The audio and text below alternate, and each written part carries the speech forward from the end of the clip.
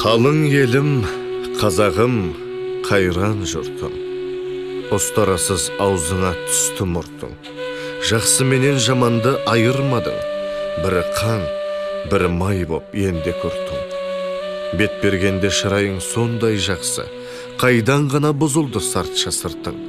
Оқпайсың өз сөзіңнен басқа сөзді, аузымен орақ орған өңкей қыртың. Өзімдікі дей алман өз малыңды, күндіз күлкің бұзылды, түнде ұйқың. Көрсе қызар келеді байлауы жоқ, бір күн тыртың етеді, бір күн бұртың. Бас-басыңа би болған өңкей қиқым, мінеки, бұзған жоқ па елдің сыйқын.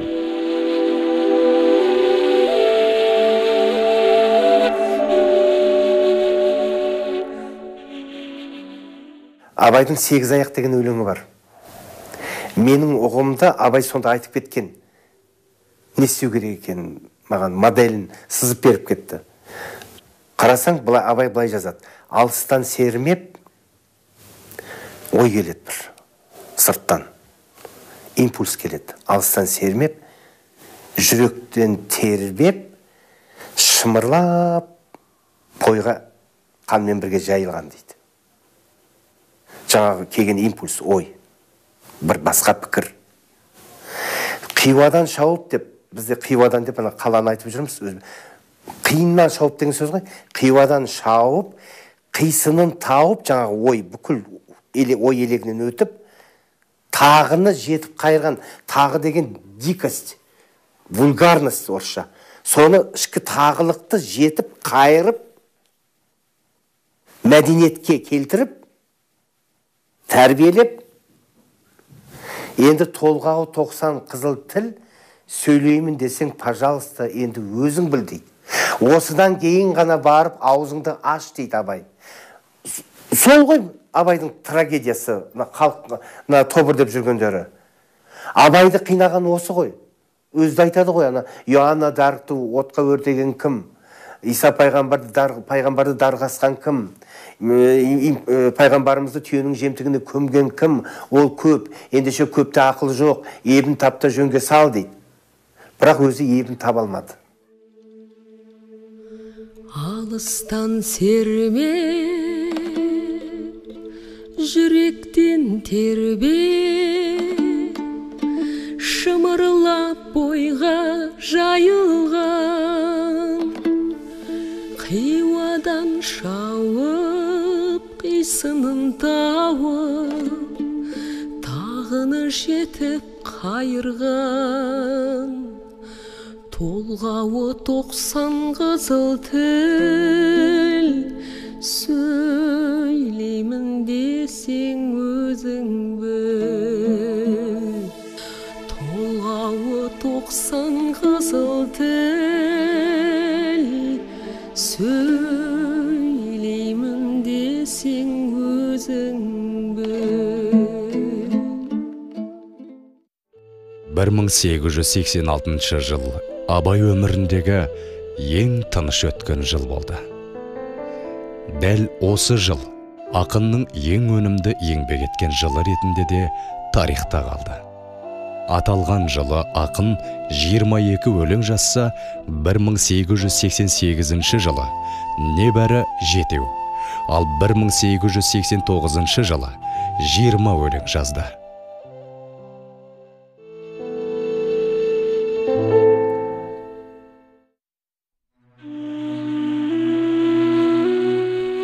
Бір 1890-91 жылдары 18 өлеңді дүниеге әкелген ақын қаламы бұдан кейін саябыр тартты. Оның себебі 1890 жылдан бастап ұлы ойшыл өзінің қара сөздерін жазуға кірісті. Ендігі бір себеп осы кездері Абай айналасындағы зорлықшыл жуандармен тағы да тартысқа түсуге мәжбүр болуы. Данышпан ақынның өмірінің соңына дейін созылған осынау ұлы майдан Абайға, оның шығармашылығына өлшеусіз залалын тигізді. Соңғы жылдары барымта мен ұрлықтың арқасында мол дәулетке ие болып, байып алған Оразбай, Абайға қарсы топтың басшысына көсеміне айналып, ашықтан ашық жаулық әрекетке көшті. Оразбай тобының 1884 жылғы болыс сайлауы кезінде інісі Оспанды болыстыққа өткізбей тастауы, қадірлескен жақын досы Ерболдың Оразбай жағына шығып кетуі Абайға қатты соққы болып тиді. Көңілім қайтты достан да, дұшпаннан да. Алдамаған кім қалды тірі жанда. Алыс жақын қазақтың бәрін көрдім.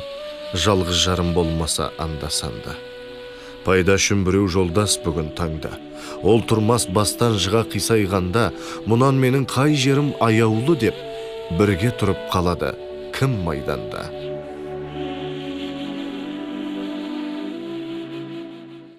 Абайдың тағдырындағы ең тұрлаулы және көп өкінішке, көп қақтығысқа себепкер болған тұлға ол інісі Оспан.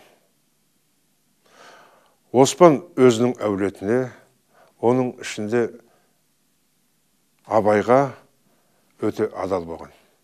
Әй Абай, сен оқуыңды бұл, малыңды мен қарауыл етемін деген сөзінің өзі жетіп жатыр. Жалпы Абайдың мал жанда, жерде, жайлауда жұмысы болмаған, ол Оспанның шаруасы. Сонша еркелетіп жақсы көрген Оспан Оразбаймен арада қақтығысқа алып келді.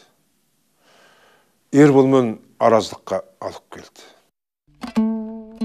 Абайға жасаған қитұрқы әрекеттерінен әбден мезі болған Оспанның Оразбайды Семейдің Ояз кеңсесінің алдынан ұстап алып, сабап, арбаға байлап, елге қорлап алып келуі шиеленісті одан сайын асқындырып жіберді. Ақыры Оразбайлар тарапынан жоғарыға жазған арыздардың негізінде болыстықтан түскен Оспан осы оқиғадан бірнеше ай өткен соң 1891 жылы аяқ астынан қайтыс болды. Сүйенішінен айырылған ақын басындағы жалғыздық бұлты қоюлана түсті.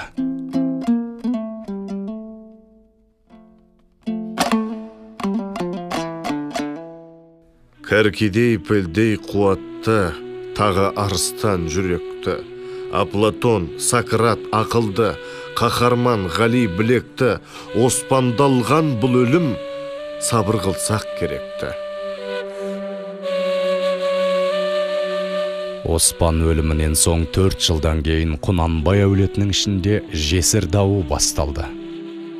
Құнанбай әулетінің үлкен үйі саналатын Оспанның шаңырағындағы жесір қалған үш әйел мен мол дәулет әмеңгерлік жолмен келгенде Тәкежан мен Ысқаққа және Абайға тиесіледі. Алайда Оспанның үлкен әйелі Еркежанның күйеуінің артын күтетінін, ерге шықпайтынын мәлім еткенде, ақылды келінінің бұл шешімі Абай тарапынан да қолдау тапты.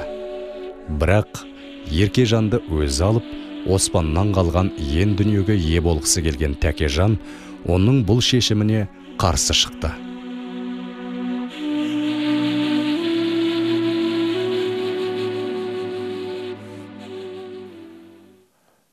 Сол кезде Тәкежанның баласы Әзімбай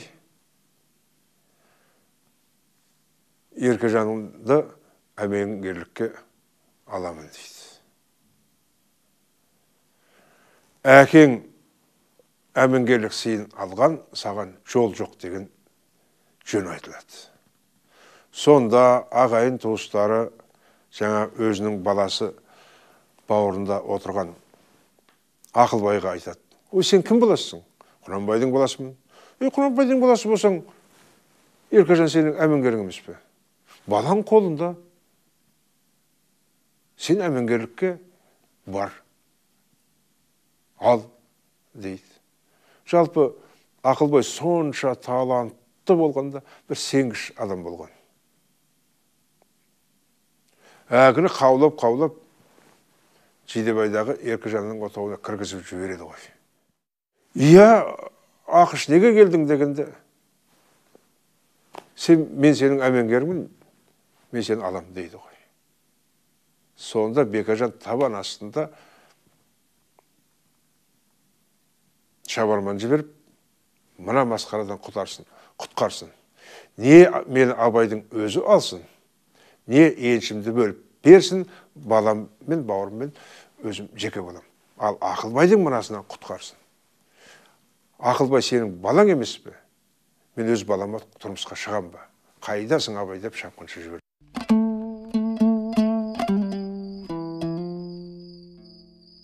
Тәкежанның күн көрсетер түрі жоқ. Өзіне не Әзімбайға тимедің. Енді мені тыйыш қойсын десең, қолындағы Абайдың немересі Әубәкірді кетір деп жатыр. Оспан болса тұқымсыз кетті. Ішімнен шықпаса да туғандай болған, титтейімнен бауырыма салған, қолына қарап отырған Әубәкірімнен қалай айырылам? Не мен алып, үлкен үйіне тыныштық тапқызсын, немесе ренжімеймін. Рұқсат етсін, Әубәкірімді алып төркініме көшем. Айтқаныңыз болсын, Еркежан. Шып-шырғасын шығармай, Абайға түп-түгел жеткізем.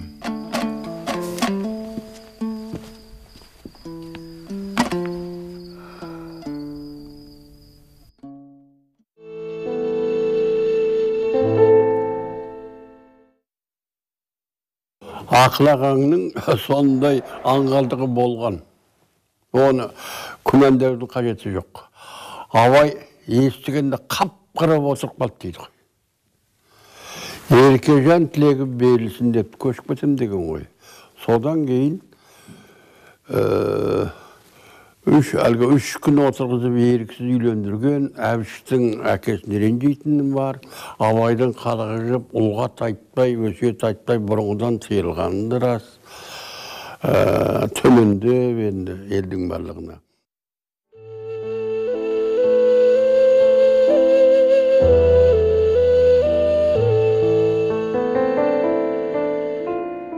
Бір 1896 жылы Абай Еркежанды алып, Жидебайдағы Оспан үйіне бір жола тұрақтады. Оспанның қалған екі әйелі ағалары Тәкежан мен Ысқаққа бұйырды. Інісінің мол дәулетін, мал мен қонысын Абай осы екі туысқанына еншетіп бөліп берді. Ақын қайғысы зорая түсті. 1895 жылы Абайдың келешегінен үлкен үміт күткен сүйікті ұлы Әбдірахман Верный қаласында қайтыс болды. Інісі Оспан өлімінен кейін бұл қайғы Абайды тіпті есеңгіретіп жіберді. Тұла бойың ұят ар едің, ескеріп істеп ойлаған. Тәуекелге нар едің, талаппен терең бойлаған. Ерлікке де бар едің, үйренуге тоймаған. Жасқа жас, ойға кәредің, атаңның атын жоймаған. Замана неткен тар едің, сол қалқамды қоймаған.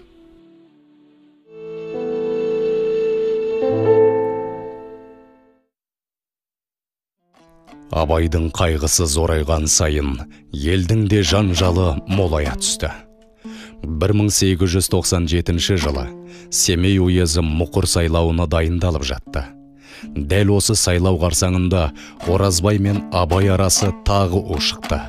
Бұған себеп болған, атастырған жеріне риза болмай, Олжабай дейтін сүйген жігітімен қашып кетпекші болған жерінен ұсталған Қадиша деген қыздың дауы еді. Қадиша Ораздың туысы Есболат дегенге атастырылған болатын. Қыздың өз ағасы Байғұлақ болса, Оразбаймен бір топтағы атқамінердің бірі еді. Оразбай мен Байғұлақ Қадишаның сүйгені Олжабайды өлтірмекші болды. Жағдайлары қиынға айналған жастар Абайға астыртын хабар жіберді. Жастардың хаты қолына тиген Абайдың бұл іске араласпауға амалы қалмады.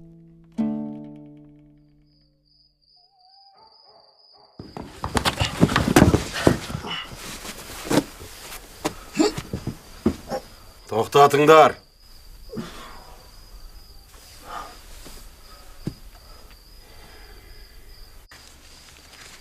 Шығады бүркіт алған қырбасына. Алаштың жолдас болдым мырзасына. Бір кісен жеке тиме аяғыма. Олжабай ортақ болды бір басыма. Алдыңа келіп тұрмын Абай аға. Бар шығар сенде дағы мендей бала. Айдадық сен салып аяғыма. Сіне құдіреттің. Бар ма шара? Өтірік айтады, өтірік! Босатыңдар. Босат.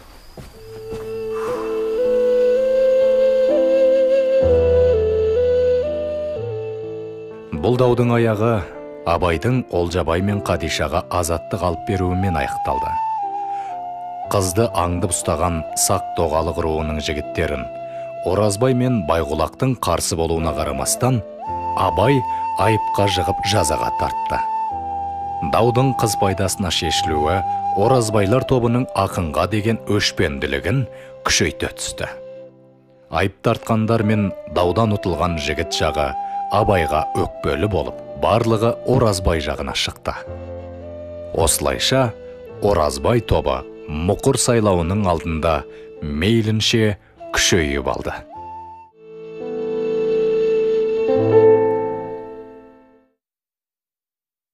Абай өзінің бірде-бір дұшпанын жамандамаған. Кімді жақсы көрсе, Мұхтар Ізет Абай женің туысы деген 1933 жылғы монографиясында. Кімді жақсы көрсе, соның бойындағы мен кінәлаған, басқа тимеген дейді. Ал енді менің естігенім мынандай. Ән çalayın әрәрай, әнім қалмас жарамай, арғызатым тобықты, атым шыққаны бұрай, ахаха, ахаха, қыз келеді керіліп, бір басуға ерініп, ыбырай шалды көргенде, ол да кетті керігіп, ахаха, ахаха. Бұл Оразбайды, Абайдың атын айтпайды, атым шыққан Оразбай деп айтсаға болады. Осыны кекегенді бетуші Оразбай, сол 77 ме 78 жаста 15 жаста қызды алған. Ақтоқал деп атаған. 1898 жылы 17 маусым күні басталатын болыс сайлауына Семей уезінің бастығы Абайды арнайы шақыртты. Шыңғыстың бауырынан шығып сырт жайлап кеткен Оразбай сияқты, немесе Көшбекедегі шеткі болыстар. Бұлайша айтқанда өз бетінше ел болғысы келеді ғой. Бұл сонау Құнанбайдың кезінен басталған тобықтының ішіндегі өз рулық тартысы.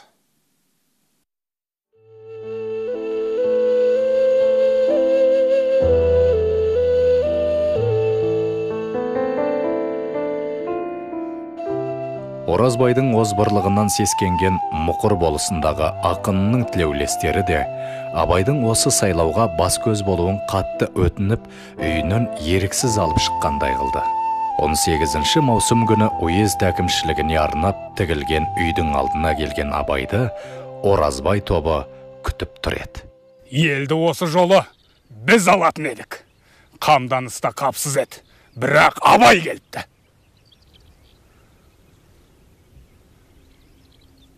Маңында кісі жоқ қой.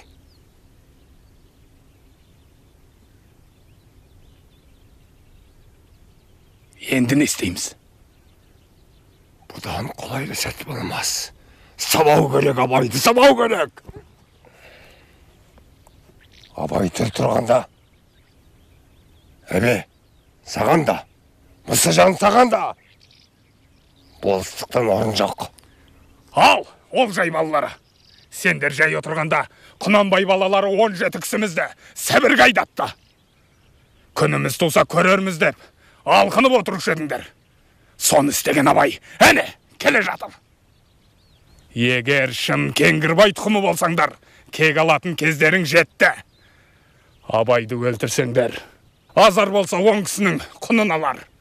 Оны мына қастарыңда тұрған 3000 жылқысы бар Оразбай төлейді. Мінер ат, ішер ас, ұстар шығын ақшаларыңда Оразбайдан болады. Бұл сөзім рас па, мырза? Рас. Қол қайрат сендерден, мал мен бұл менен. Енді сен отырыз. Абайды өлтірмей жібермеңдер. Ояз келгенше тездетіңдер.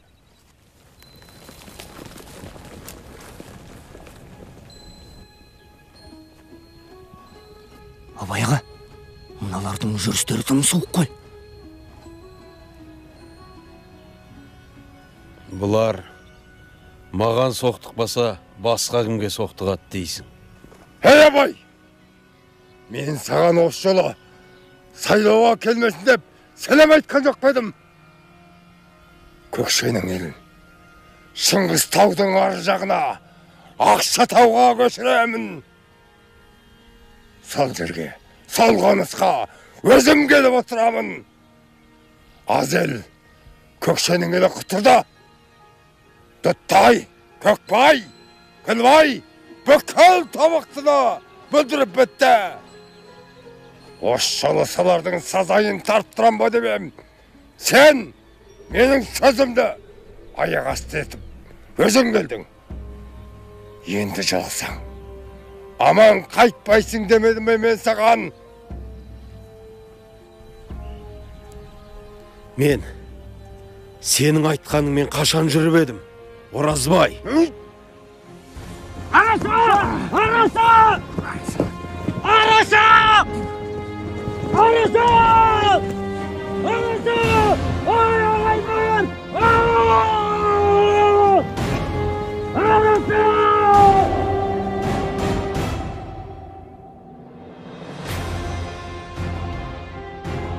Ояз атқызған мылтық даусынан қорыққан қазақтар жан-жаққа тым-тырақай қаша жөнелді. Басы жарылып, бетіне қан жұққан, киімі жыртылған Абайдың жанына келген Ояздың «Не болды, бұлар кімдер?» деген сауалына мен білмеймін. Ешкімді таныған жоқпын деп селсоқ қана жауап берді.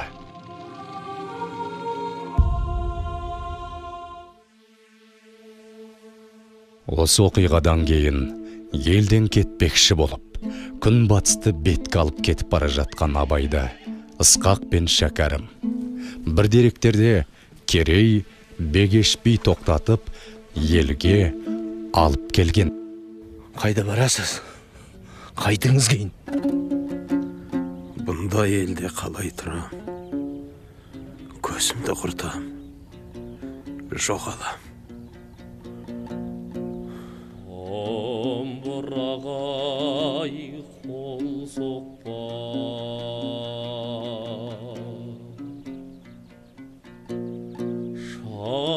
шамырлата